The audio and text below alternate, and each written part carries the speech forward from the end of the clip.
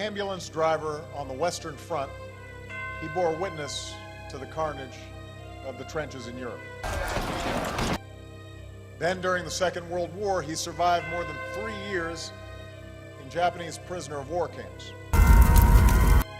Then, like so many veterans, he came home, went to school, started a family, lived a good life in West Virginia. And it has been my high honor to welcome Mr. Buckles and his daughter Susanna here to the Oval Office. And one way for me to honor the service of those who wear the uniform in the past and those who wear it today is to herald you, sir, and to thank you very much for your patriotism and your love for America.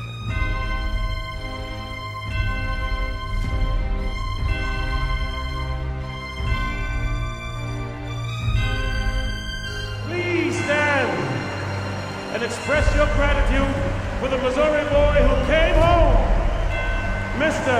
Frank Buckles.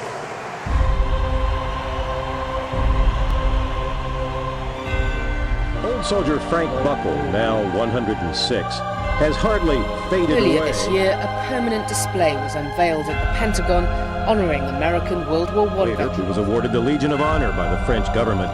Now, school children, wide-eyed, write 107-year-old Buckles was an army ambulance driver in France and Britain during the The war. shade of his porch on a hot summer's day, Frank Buckles, America's last You'd Doughboy. think at 108, Frank's fighting days were behind him, but he is still fighting for a World War I memorial in Washington.